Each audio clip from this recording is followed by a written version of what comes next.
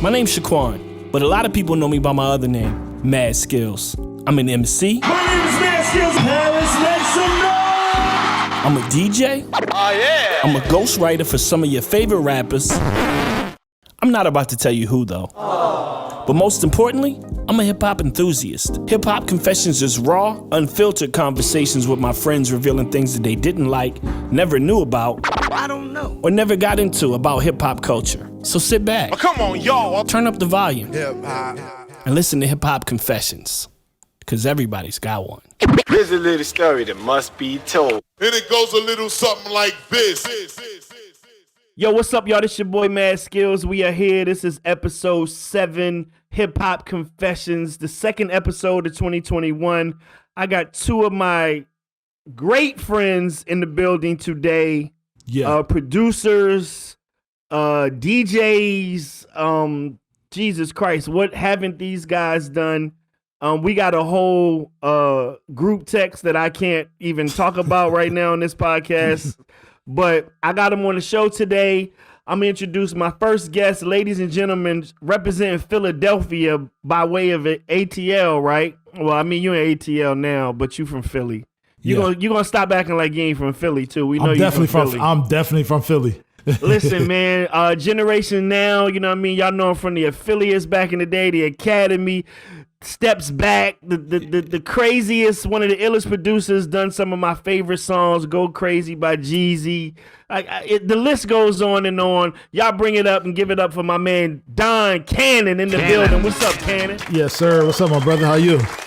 I'm good, man. Did I forget anything? Nah, you got it on point. You know, I ain't gonna say nothing about myself anyway. I walk with humble spirit. Yeah, so, yeah, you know, I ain't gonna. Yeah. We know. I ain't gonna say that.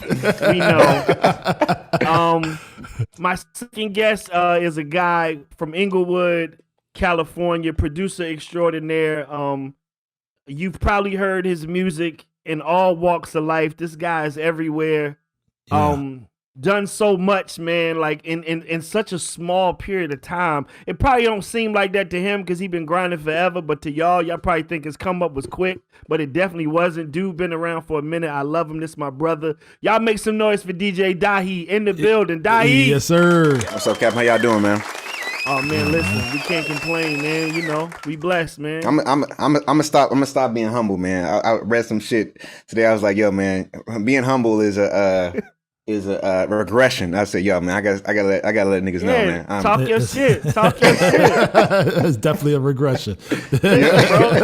Listen, bro. You produce Money Trees, man, which is one of my favorite songs of all time, bro. Talk your shit. You know what I mean? Hey, I got to start on with a hip hop confession. I didn't even know you did that shit. You didn't know you did Money Trees? Yeah. No, sir. Yeah, that's one of my favorite records. I didn't even know that.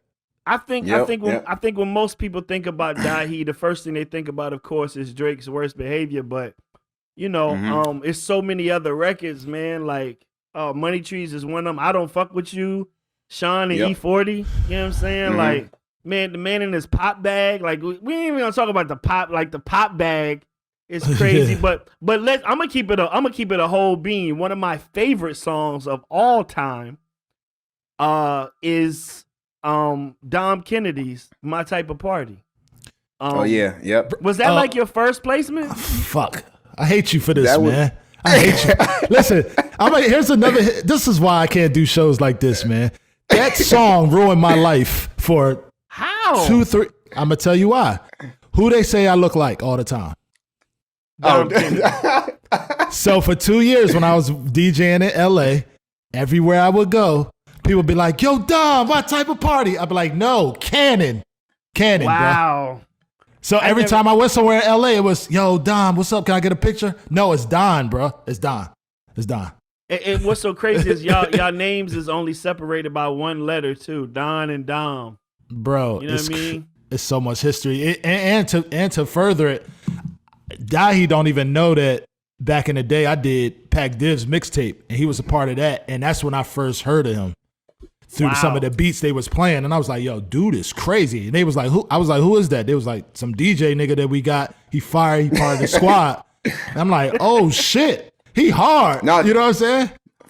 Yeah. No, that was, I mean, to me, like my first really, like, kind of like people I came through with was Pac Div. That was like, those are like homies that we kind of grew up in Inglewood at different points because like was we went to like rival middle schools. I remember like just random we played each other in like school, and like Tyra Banks' dad was like the referee, which is like hella random. That's crazy. just random shit. But Pac, I remember when I moved back to LA when I was in school and I was up in the band, I came back and like they were like the first people that I really got connected with that was kind of doing something. That was like around 2007, 2006, whatever. I can't remember. But it was dope because like literally like after just really, they had their main producer, but I was just kind of hanging out like, yo, like I do some beats here and there and whatnot. And then luckily I just kind of like, they was really the first group of artists that I really just learned about the business. You know what I'm saying? Like that, I owe them everything just for the fact of like, I just saw everything of like different artists come through, rise, like just, we always say, it's funny how like that era of music from like the blues, the Pac Divs, the UNIs, the Jack Davey, like all those artists, they all really were important because like from like the Doms to even the TDE artists to YG, like they kind of came next under them, but like I don't think LA artists, the artists where they are now, the bigger artists that made it to where they are now wouldn't kind of be in the same step without them kind of being the front line to be able to like, flourish and shit. So, so I just, and I always say like, luckily I just caught a wave that basically like I got introduced to Dom through like, and you know what I'm saying? We literally got in the studio one night and just, start fucking around, made some shit. Them beats was crazy, man. I couldn't even, from there I tried to follow you all then, but it was like, I think every time I was catching you was doing some type of DJ thing. And I was like, yo, I'm gonna run into dude. I'm gonna tell him his beats is crazy. I never got a chance, but I would be around Dom. Dom was one of the first artists I tried to sign. Oh wow! In like 2008, I was like, "Yo, what's it gonna take to sign?" You know what he said? He texted me and put $7 signs. Wow! And I'm like, nigga. So we became cool. I met him through Cool Kids. The cool. This whole thing was like, we was doing Gangsta Girls, and then when we had our raid, this is a short story. We had a raid. I was like, yo, I'm trying to figure out what people love me for the most. But I would go to these like conventions, like Sha Money would have these conventions, producers, and people love me for a lot of underground stuff. You know what I mean? So at this time, I was really working with Asher Roth, which led me to work with the Cool Kids, right? And then the Cool Kids, I met the Cool Kids through Travis Barker and my man Chris, right? And I went to Vegas, and Travis Barker was like, yo, get my man Chris, from Diamond, he gonna hook you up, and he gonna move you around. He want to introduce somebody. He took me to Cool Kids' room, bro. I met with them. We got cool. Everything was good. That next morning, he died in the plane accident. I don't even know if y'all remember the plane accident. Oh yeah. And it was almost like I met him to meet them, because that cracked me open into a whole new wave, Currency and Pac Div and Dom Kennedy and all that whole ground. I was like the grandfather mixtape DJ to that, like, you know what I mean, that whole hipster spot, you know what I mean? What's crazy is with Chris, I remember reaching out to, because I was real cool. I was running around with Jeff then, so we AM, you know what I'm saying? So what happened was, I remember reaching out to Travis Barker later to try to get him to drum on something. That's when he was doing, he was backing up like hip hop joints and just doing videos and shit. And me and Ivan from Philly did Celebrate Life. And I hit him up, and he was like, no, he was like, bro, he said, bro, Chris, my homie Chris was such a fan of yours, like you and the wrap up joints you did. He was like, bro, he did it for me on the love. Like, he ain't charged me nothing, like the whole thing. Like, it was crazy, man, how it all connected. You know what I'm saying? That's some crazy stuff. So, that's crazy. Years later, it's Dahi, like, you know what I'm saying? And now I know him, and we talk damn near every day on the text. So it's different how the shit started to where it's ending. You know what I'm saying? It's crazy. Right. Nah, man. Dahi, for me, like, you probably, I'm sure you don't know this because I never really talked about it, but I'm a huge Dom Kennedy fan, right? Like early, when I heard the Yellow tape, like Floor, like, and from the West Side with Love. Like, bro, understand, I'm a Virginia nigga. I used to come to LA, during BET Awards Week, Grammy Week, all that shit we working. Bro, every time I rented a car, all I would do is ride up and down Sunset listening to Dom Kennedy. Like, I remember being in my car, like hearing about like Leimert Park, you know what I'm saying? He would always say like, I'm a Leimert Park legend. Like nigga, I remember the feeling that I had hearing that shit. It was almost like Compton. I was like, yo, Leimert Park got to be cool as fuck.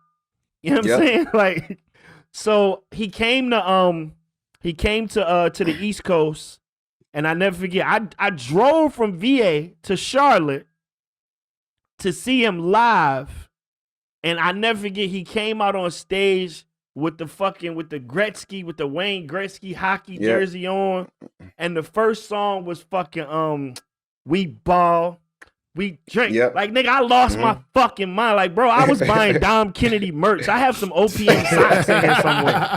I swear to God, I got some OPM socks, and I remember I started following Drew Bird. Yeah, who was that's the my DJ guy. at the time. That's my guy, man. Yeah, that's my man. Yep. Like, man, that was a super cool moment. I was still a huge Dom Kennedy fan, bro. Yeah. You know what I'm saying? Now, Dom was like, it's funny because he was the first artist that I could remember that, especially for LA. And I'm young. I'm 30. I'm 36 now. So and it's funny, like, 'cause I really didn't grow up listening to a lot of like rap growing up, just in general. Like, I was always into different music because I was a music head, playing instruments and stuff.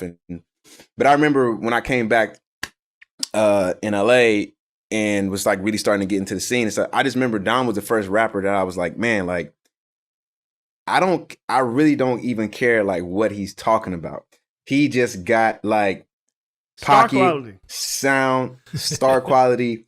Like anything, like, cause it'd be funny because I be debating with folks like, what is he really talking about? Or is he saying anything important? It's like he is, but it's how he says it with validity and just like a certain style where it's like, but it felt like because of his tone and he's talking, he just felt like, oh, like I know LA just by listening to Dom. Like I just know that was it. LA. Like, and it worked, bro. It transcribed to people like me. Like, and the thing about him is, you know, as from a rapper standpoint, the one thing about me that always grabbed me about Dom was that Dom never sounded like he was rapping to me. He always sounded like he was just talking to me. Yeah. He reminded me of Mace, and it might sound crazy.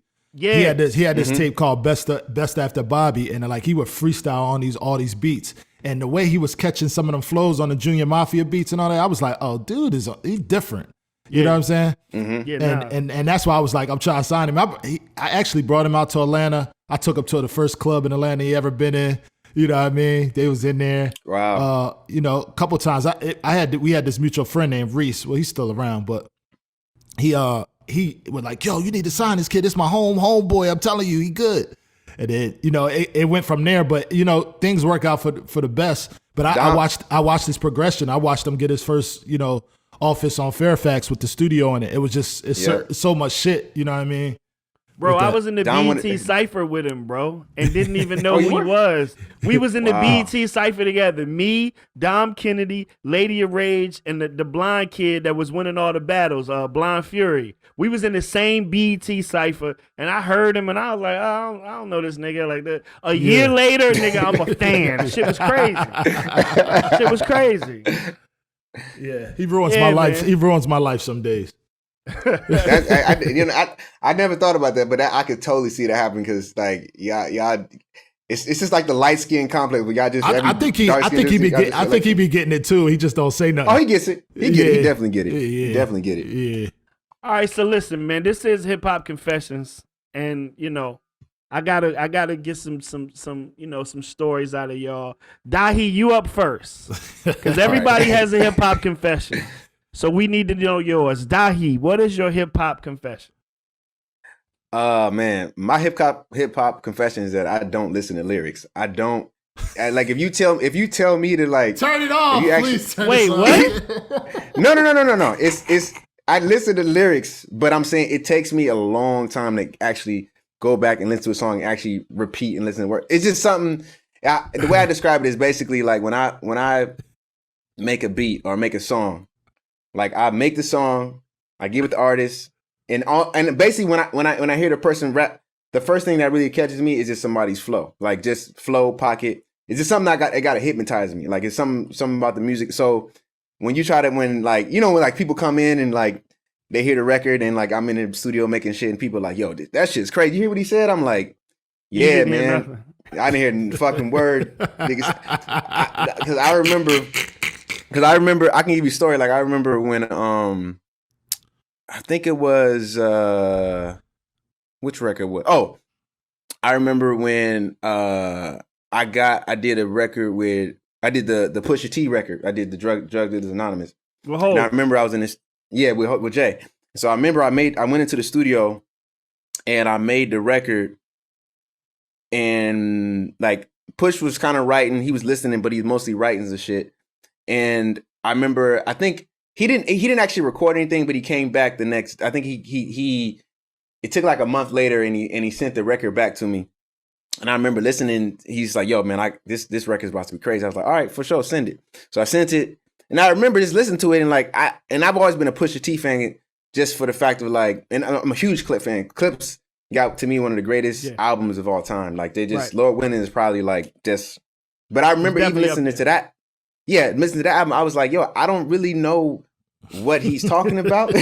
Like just like lyrically, I'm like, all right, it just sound cool, it sound good. But I remember going to the show. I remember they came to the Bay when I was in the Bay, and they did, and like, and it's funny, like I'm in the crowd and I'm like singing along, but I'm like the dude singing along like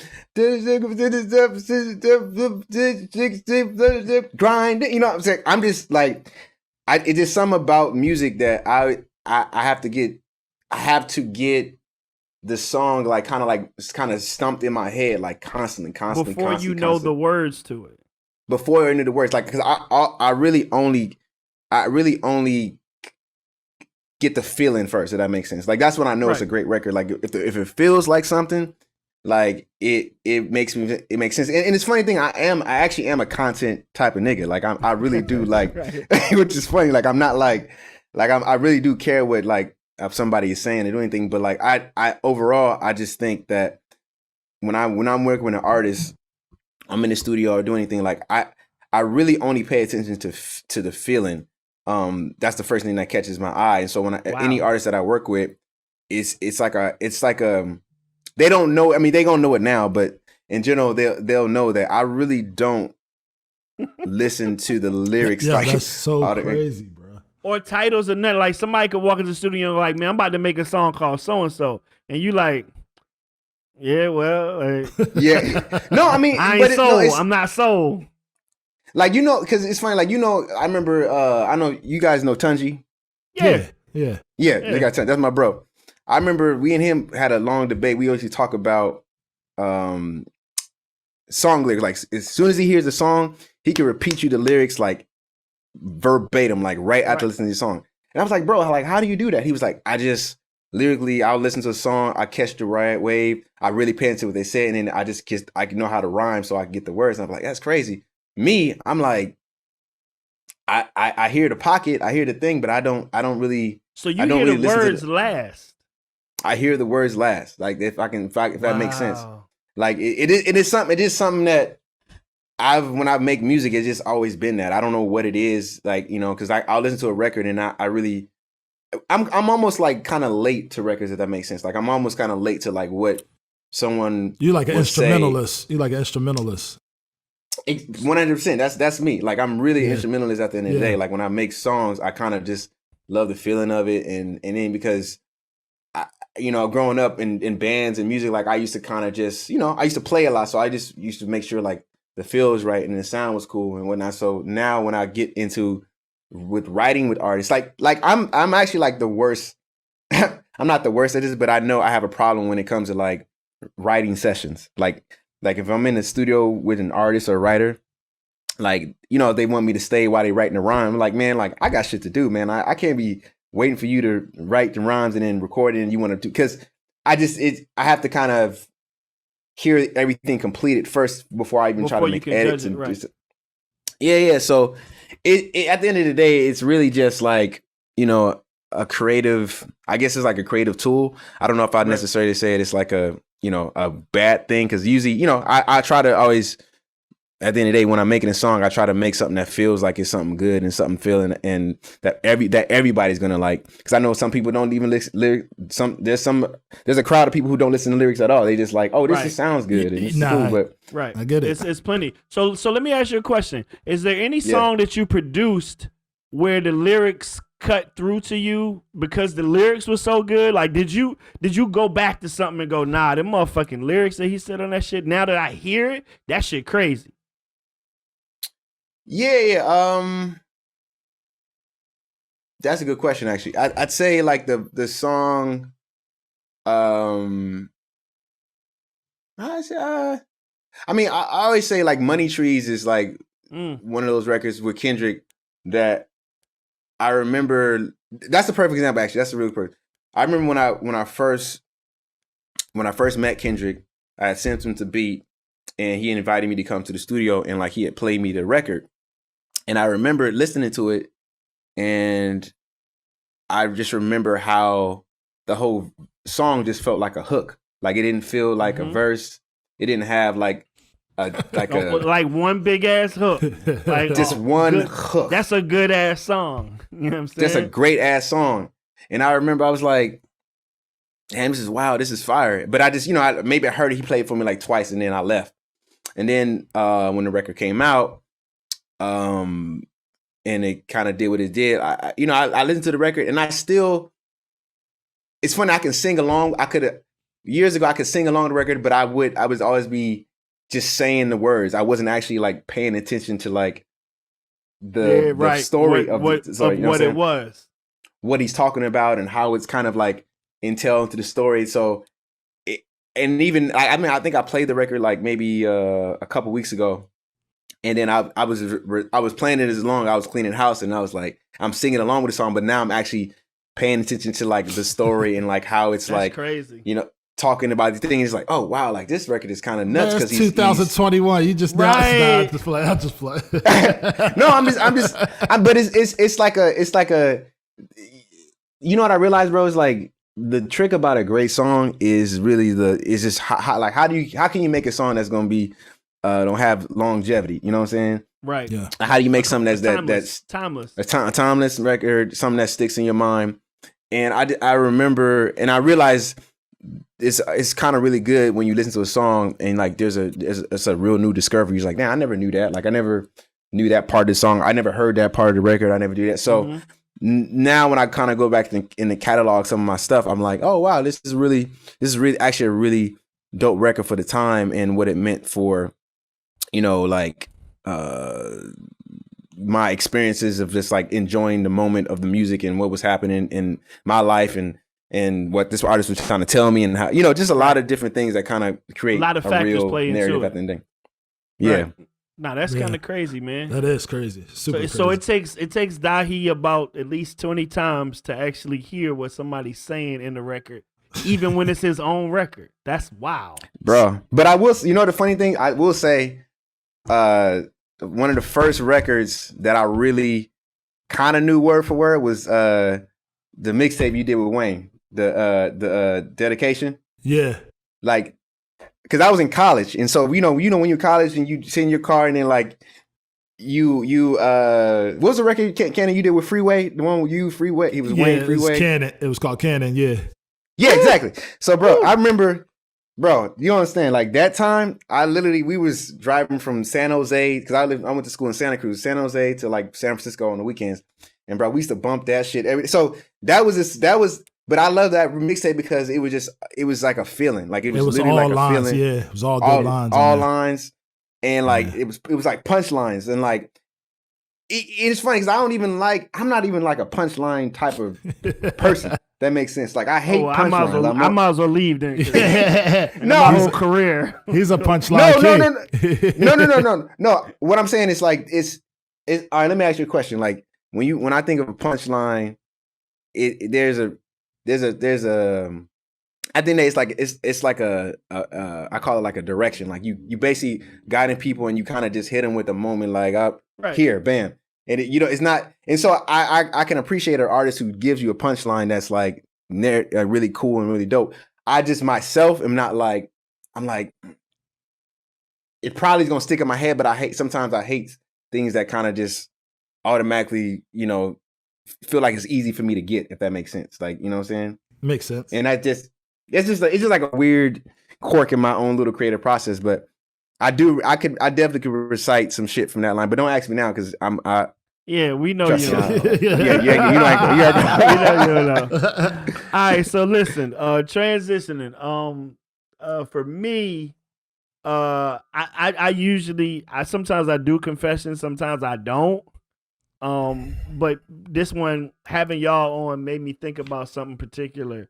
That just was funny because I mean we all know how to play records. We all are DJs in some sort. You know what I'm saying? Producers. Y'all have eclipsed anything I could ever do with a beat. But it made me think about DJing and just some shit that I've had happen to me. So I remember being at Raucous Records, right?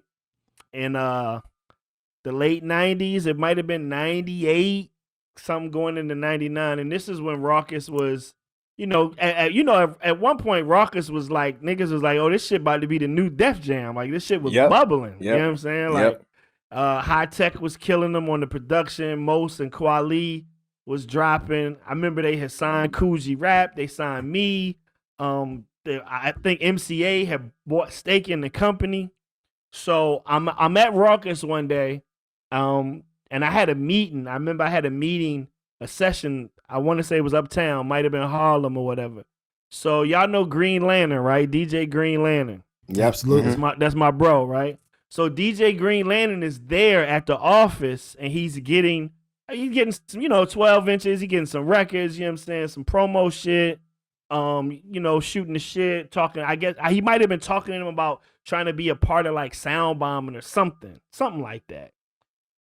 So, and Green Lantern is one of my favorite fucking DJs. He had just put out, I want to say he had a mixtape called It's Just Us and the Guns, which fucking changed my life. It shit was one of the hardest mixtapes I ever heard in my life, right? Mm-hmm. So me and him shooting the shit, we just talking, and I'm telling him how big of a fan I am, this, that, and the third. And I'm like, yeah, man, I got to roll. I'm about to go uptown to this session.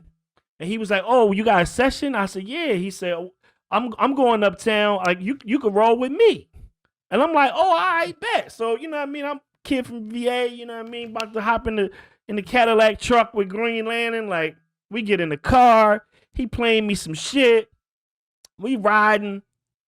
And Raucous was on, I want to say the west side or whatever. I'm not sure. We was by the Hudson, right? Mm-hmm. We stayed the whole time we riding.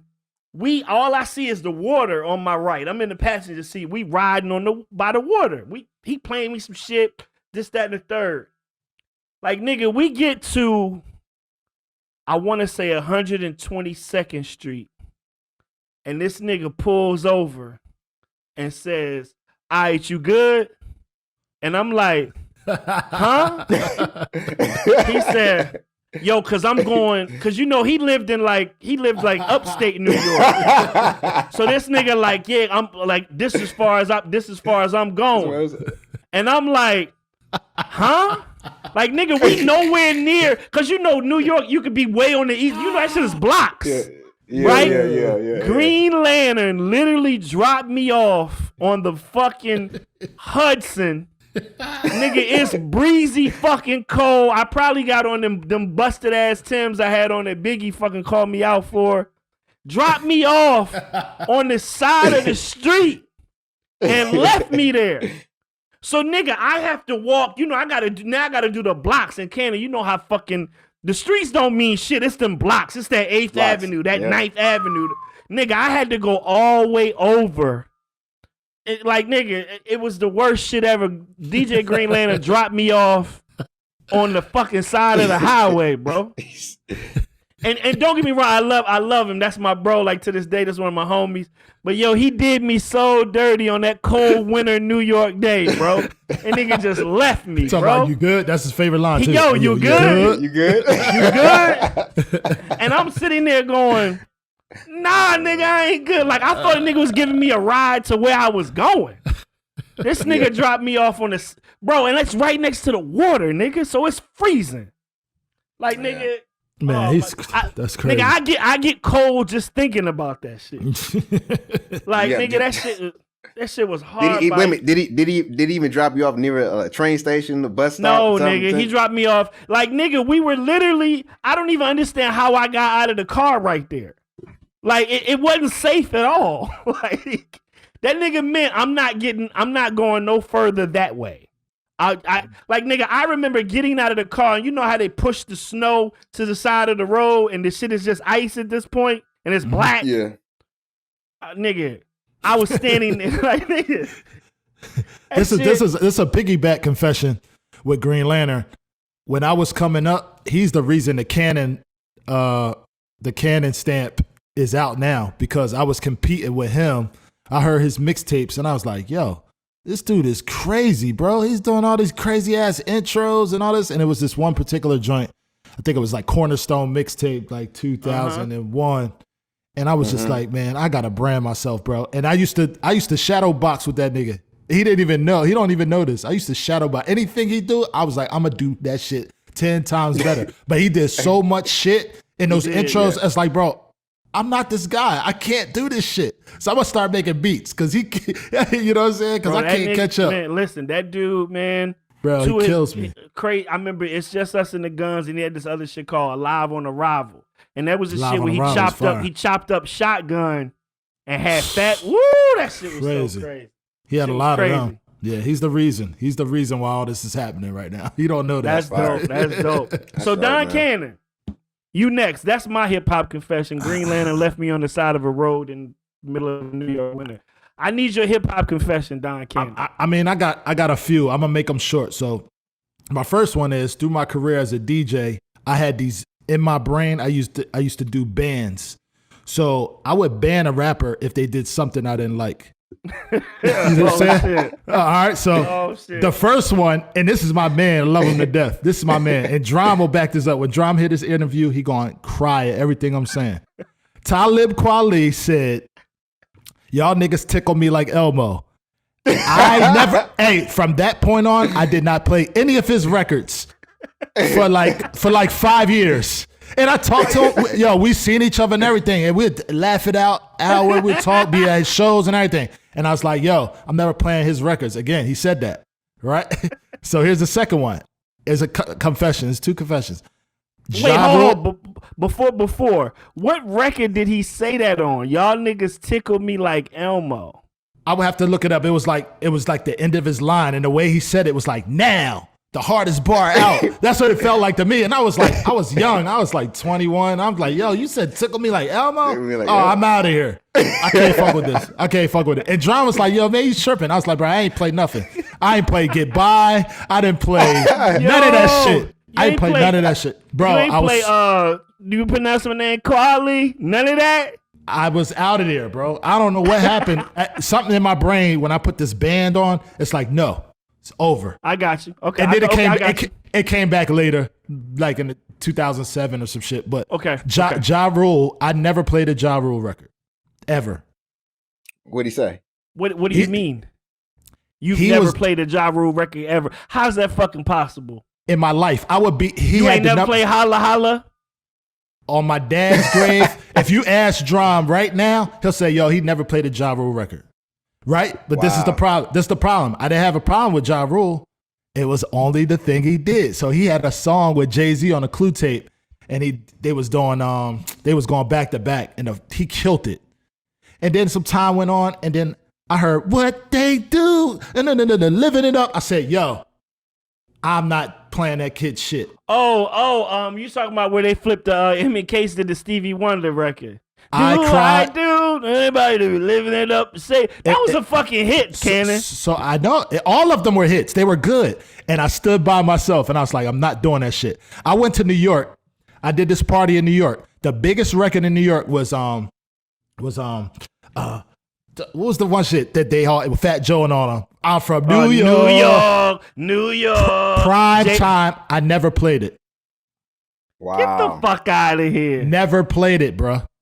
All right, so if somebody came up to the booth, be like, "Yo, bro," because never all DJs played get it. the request. Never played it. You be like, So you went to New York at the time when New York by Ja Rule, Fat Joe, and Jadakiss was the hottest shit in New York and did not play it. How long did you DJ for? Couple hours? Then I was doing I was opening. I think it was either opening up for somebody like Beverly Bond or some shit. I never played it. Listen, bro. Wow. Listen, bro. I was in Atlanta when BMF was doing the parties and Visions. And New York was the biggest record, right? Yeah. Never played it. People asked me to play it. One time I packed my shit up and left. Are you serious?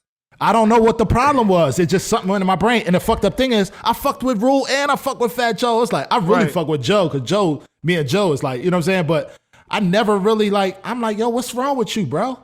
What was so bad about Living It Up, the Living It Up record? Bro, it's this thing that stings me, and I be like, oh, it's over. I ain't fucking with it. Oh. I'm good. You know what I'm saying? I ain't fucking with it. I will say this. It did pain me to hear Case singing one of my favorite Stevie Wonder records. Because, you know, Stevie Wonder has a voice. It can't be mimicked. Like, you know what I'm saying? Voice of God. So to hear Case, who I know, you know, no disrespect to Case, but I know he wasn't as strong of a vocalist as Stevie to sing that. It bothered the fuck. I think even I'll take it a step further. I played a lot of Murder Inc. stuff, including Ashanti at some R&B parties, and cut his part off. And yo, you a hater, bro. No, I really am a hater. But this is the thing. I don't hate Ja Rule. I was fucking with him because he was doing I forget the shit. Him and Jay-Z. It's murder, and they was doing that shit. It was fire. Murdergram. Okay, when they did that, I was like, he hard. And then something switched. That shit was boom, boom, boom. Niggas is dead. Crazy. I tell you, that record was crazy. He went crazy. So I'm like, okay. So here's the next part. I might get thrown out of hip hop for this, man. I might get thrown out. Y'all might turn this shit off, bro. Right. I never listened to a Tupac album or liked him. If I had my top 20 records, he's not in my top 20. He's not in my top 20. He's not in my top 20. What? I mean, you know, explain. Not in my top 20. Just you don't like the lyrics, don't like Pocket, don't what? I'm gonna tell you what happened. I liked Pac. What did he do to you? Pac, first of all, I'm Cannon, you ain't even old enough for Pac to have done something to you personally, bro. He didn't. But this is where it went wrong. When I clown around, when they come around with the underground, I said, "Oh no, get it? No, nope." You didn't like same song, bro. You gotta understand. I was like Wallabies, Black Sweats, Camel. I was really East that Coast. way. So when I heard that, I was like, nah, I ain't rocking. And I don't give a fuck if he make a great song after this. I'm not rocking. And he did make great songs after that. Bro, to this day, I never heard Machiavelli's album all the way through. Wow. Oh, listen. God. You know what? I gotta make a confession too. I have never heard Machiavelli's album as a whole. And I'm saying this as I'm a Pac fan too. I just never. Well, let's just go ahead and complete the trifecta because I've never heard Machiavelli as well. Okay. Okay, I feel better. That's why I'm letting this. Yeah. I'm letting this industry go. So Cannon. So what happens with what seems to be the cycle with you is a rapper do something corny, and a rapper do something that you feel is corny or say something that you feel is corny, and you just stop fucking with them altogether. I don't know that question only because there was people that did corny shit, but had some shit that was like, all right, you just did some corny shit, but I fuck with you.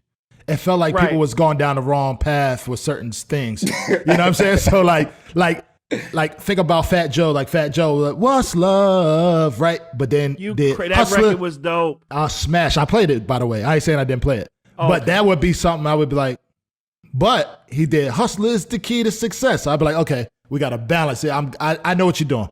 Now, mind you, before I became a DJ, I also had a when you do something superior corny, you can't uncorn yourself to me. That's what I'm saying. You corn for life. That's what I was saying. You can't uncorn yourself. Now, but I'm just saying, but here's the thing. I wouldn't go if the record is popping and the record is the crazy record, I'm not gonna not play it at a party because the nigga did some corny shit. Okay, so But- here's something else. Tretch.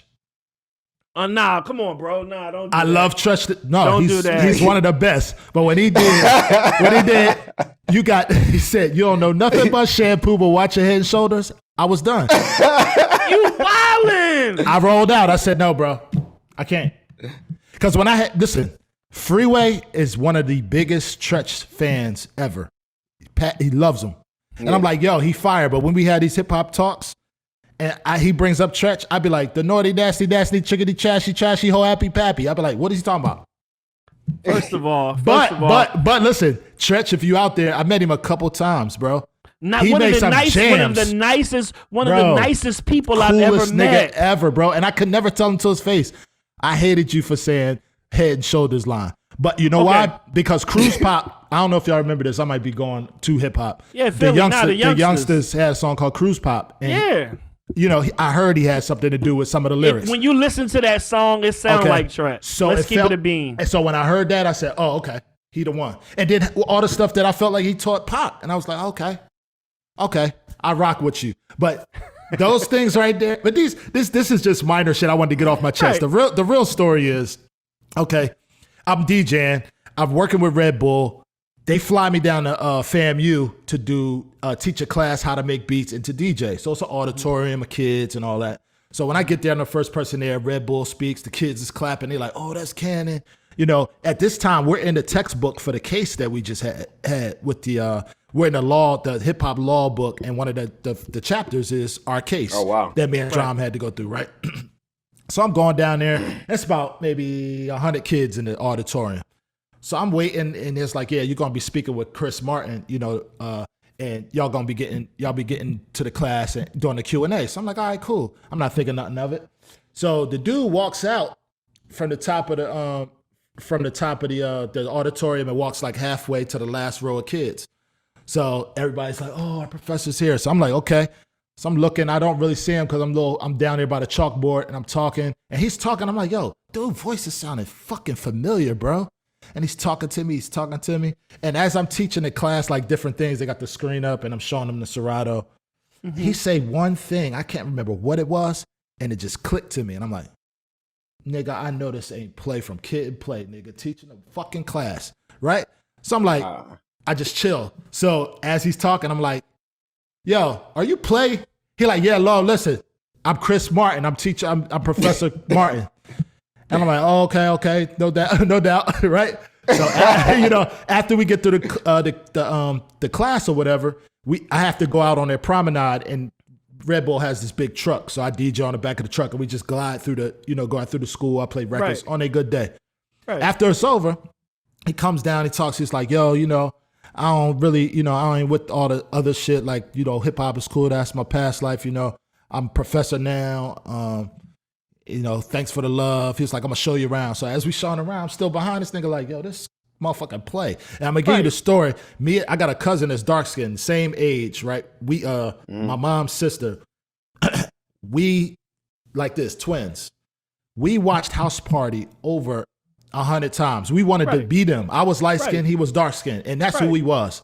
You know what I mean? So when I seen this, I'm like, yo, I can't believe I'm talking to this dude. And he like, man, he don't want nothing to do with it. So I'm like, so what's your regimen now, man? Like what do you be doing for fun? He said, I come here, I show people the ropes, and then I get to bed about 12. I wake up at 4 in the morning. I'm like, damn, dude, really changed. So we had a good talk and all that. But my initial thing was, he was like, yo, listen, bro. Yo, imagine Chuck D like, yo, nigga, I ain't Chuck D, nigga. No. and that's how Play. And that's how I remember it. He might have a different story. But the second part to this, I'm gonna fast forward to 2014 or 15, right? I'm in LA, and Brian P. Y'all both know Brian P. Brian P. was my manager for a little time when I was DJing in LA. Brian P. used to get me some great gigs. So he had this one like, yo, it's this kid. He's having a Sweet 16 out there. His parents is loaded. They want you to DJ. I think they bringing 2 Chainz to the house. Sean Kingston, Eric. What's the kid name? I'm sorry, Eric, the singer out there. Eric Bellinger. Eric Bellinger. Damn, Bellinger. My bad. And then they was like, yo, we just gonna have a fun time, right? So me and Brian P slide up there. I'm like, yo, this crib is dumb. We in Ventura or Calabasas, crazy ass cribs. I'm like, this shit dumb. Classic LA shit. Bro, I'm like, yo, it's crazy. So I'm DJing. I bring out 2 Chainz. I bring out Sean Kingston. The kids are going crazy. It's about 50 kids. And I'm DJing on top of the pool. They put glass on top of the pool and set me up over top of the pool.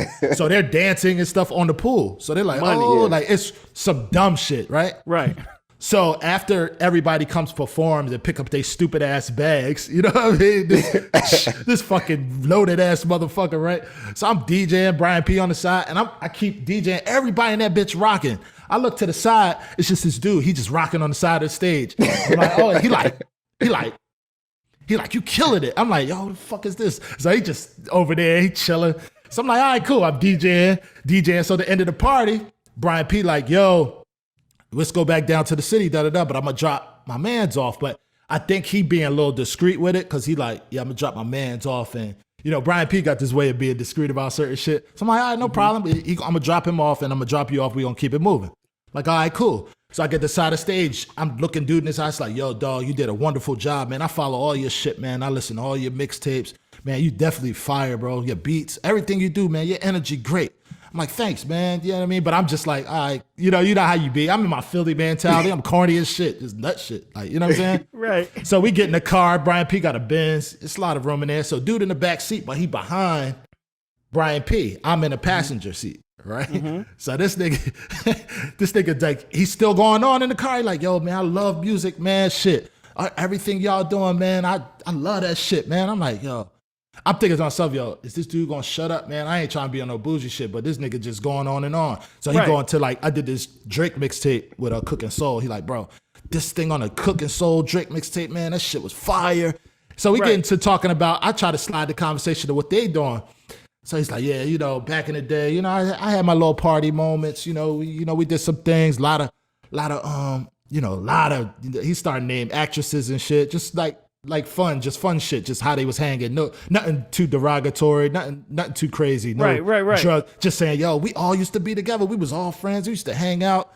And I'm like, word. I was like, damn, that's fun. Then he bring up this show. He like, yo, man, I be watching, I forget whatever show he was talking about. I think it was one of them shows that everybody watched, like not Lord of the Rings. What's that shit with the motorcycles and shit? The niggas be watching the motherfucking motorcycle series. Sons of Anarchy. Sons of Anarchy. Right. So he talking about that. Him and Brian P carrying on. Right. So he go back to it. It's like, bro, listen, man, you gonna be one of them ones, bro. Just keep, you know what I mean? Keep doing your shit, bro. I'm like, yo. Right. So we pull it up on Fairfax. Right. Yeah. So we pass by that diner that's very on the right on Fairfax, and I think it's Orlando Street or whatever it is.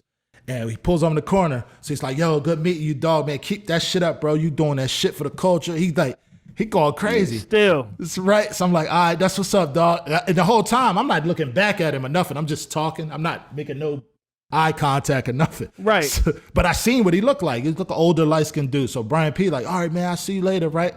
Dude gets off. He walks across the street. Brian P like, nigga, you crazy. I'm like, why crazy? He said, you know what that was? I said, nah. He said, that was Kid from Kid and Play. And I said, yo, pull back up to his crib, bro. Right now. Nigga, I got to apologize. I watched this guy my whole life, bro. I was Kid. From 11 to 15 years old, I was Kid, bro. Ain't that crazy? And Brian P like, man, you fucking crazy. I said, why you ain't slide a text over like, yo, that's the boy Kid. Like, you ain't say nothing. Like, we just rode an hour from Ventura to Fairfax. And you did not tell, you know how many questions I would have asked this nigga if I'd known that was Kid from Kid and Play? Bro, the nigga just walked over to his crib off Fairfax, and I was just salty the whole night because I'm like, yo, bro, I had the trilogy. I met this nigga down there on some other terms. I met this nigga. The funniest thing is after I signed Uzi and you know me and Dron broke him or whatever, he came to our studio for a radio interview. I didn't happen to be there because emergency happened. Kid then popped up together. And he said, he said to Dron, yo, where Cannon at? That nigga hard, bro. That's my dog. You know what I mean? Wow. And look, and he just like, yo, just tell that nigga we say what's up. And Play was like, yeah, man, I bet that nigga in Florida, man, that nigga cool as hell. Tell that nigga I say what's up. I'm like, oh my God, bro. This shit is, I wanted to be there so I could be like, yo, dog, I ain't going front. I didn't know who you was. And I wasn't on no high horse shit. It's one of the moments, man. It's one of the moments, bro. Yeah, that Listen, shit. man, I had to get off my chest. Yeah. That's wild. That's a wild story, bro. Yeah, that's some shit right there, bro. Nobody knows that story, but Brian P. hears this, he's gonna be like, man, I remember that because I told you, dumbass, that was kid, but you told me when he got out the car, fool. You know what I mean? Damn, It's like man. sometimes you get around, you get around. If you'd have known that you was around certain folks, you like, yo, it's certain things I wanted to know. You know what I'm saying? Like, I certain things I would have asked. You know what I'm saying? Yeah, he was naming some important people, and I was like, you hang with them? And I'm like, oh, he got, because, no disrespect, but in LA, you'll meet people and they'll be nobody and they'll be hanging with everybody. Yeah, Nigga just be with LeBron James and motherfucking Tom Cruise like it ain't nothing. Right. And be like, yo, I'm about to go hang with Tom crib tonight. I'm like, what the fuck you talking about? Yeah, no, we just be chilling and cool. So all the shit he was talking, and he was saying some shit. I even think he said something like, yeah, when we was on the road doing something, I was like, maybe he was a road manager. I don't know. You know what I mean? Like, nigga, like I remember, like it's funny. I remember being in the Boom Boom Room in Will's studio, Will and Jada's studio off of like Magnolia, right? So I'm in there working. I'm in there working on some shit with Will, and we just in there, me, Omar, Will. You know what I mean? My man Radio Troy, Jukebox was over in the other room. Nigga, so we in there talking to Will, playing some joints, and nigga Tom Cruise just walks in the studio. And I'm just sitting here like, nah, nigga, that's Tom Cruise. So Tom Cruise and Will, they talking, and Will's like excited. He like, yo, I want to play you some shit. You know what I'm saying? So Tom's like, of course. Like, so this nigga Will plays the record that I wrote, right? So he's playing the song that I wrote, and Tom is like nodding head, and then it was crazy. It was a song called Lost and Found, and Will's in all these pockets and shit, and you know what I'm saying? The hook sound like I pulled the hook from some Royce shit. You know what I mean? Like, so the song goes off, it just stops. And then fucking Tom Cruise looks at Will Smith and goes, Wait a minute. You said Tom Cruise or Tom Hanks? You said Tom Cruise. Oh shit! I'm thinking, Tom Cruise looks at Will Smith and goes, see, that's what the fuck I'm talking about, man. I'm trying to do shit like that. He goes, I don't have any fucking talent, bro. And I'm sitting there going, what is my life right now? like I'm looking at $1 billion box office right in front of me, bro. Like the two of the biggest movie stars ever. And this nigga Tom Cruise looks at Will and goes, that's what the fuck I'm talking about. I wish I could do some shit like that. I don't have no fucking talent, bro. Said verbatim. Said that to Will. Wow. I'm gonna piggyback that. I'm gonna piggyback that real short. Jada had a birthday party at the skating rink in Riverside. Yes, and I was there. It was only a certain amount of people there, right? Yep. So when we go, I went with Bonnick from Philly Boast, and my cousin Keith. So I never met Will the whole time I've been doing music, nothing. But, I'm cool with K. Smith. I've been doing that. So I pull up. You had to, it's crazy because you had to send an email with your social security number and all this old crazy shit in order to be in there, right? We get in there, the best of the best people in there, right? Yep. So, and my father in high school, him from middle school to about college, my dad and Stan Lathan were best friends. He was even he was my godfather at some point. You know what I mean? And I knew he did all Will's stuff, and that's Sanaa Lathan's father. So I was like, yo, I never met Will. So we in the party, ain't really no security around. I'm gonna just walk up to him like, yo, I'm Stan Lathan's godson. So I'm like, yeah, I'm gonna do that, and then I'm gonna go into, man, whatever you need from me, it's all good. I got beats, da da da. So I walk up to him, and he talking to somebody, I don't know. I tap him on the shoulder. He turn around like, hey, what's up, man? He shake my hand, right? I'm like, oh, this nigga acting like he know me, or maybe he do know me. I don't know. He do that with everybody. Okay, so he's like, hey, man, what's up, man? So I'm like, what's up, dog? He's like, yeah, man, just chilling, man. You know, you having fun? I said, yeah. I was just telling you that I'm Stan Lathan's godson, Cannon. You know, I make beats and all that. He's like, man, that's what's up, man. Man, keep doing your thing, man. And walked off. I was like, oh, the shit. That's it. That's it. Walked straight off. I think he even skated off. Like, yeah, he basically wanted to be like, yeah, no doubt, dog. Keep it up. And skated the fuck off. I hated it, bro. I fucking hated it. Like, that was Jada. I think that was Jada's birthday party. Yeah. Because I remember taking the picture. They had a backdrop of Will holding Jada on the skates and shit. Yeah, remember they started rapping at the end, him and his two older son and him. They started just freestyling. Who was DJing? Was Jeff DJing? Somebody was DJing. Yeah, somebody was DJing. And I just, I hated that moment, bro. I hated it. I'm glad all this is off my chest. But you know, I feel like being in entertainment, we've all had. I think we've all had that moment where like you meet someone that you admire, and then like you interaction, and like they kind of treat you like shit, and you just be like, damn, like. But it's like have you had one, Dahi? Like you had one that you cool with. That you cool no. I'm literally trying to think of one because I've definitely had. I think I've had it recently. I'm just trying to remember what it was, but I've had it, man. Like I've you know, just being in the room and kind of coming across artists. I'm just thinking of who it actually was. Yeah, I almost fucked up a hip hop legend. Like I was about to beat his ass. I can't even talk about that. Oh, a whole shit. hip hop legend. I was about to fuck him up. Listen, man, I wanna say thank you to both of you guys, man. Make sure they follow y'all. Dahi, where can they follow you at? Where you at on your socials? DJ Dahi, Instagram, Twitter. There it is. That's it. Yep, you got me. Cannon.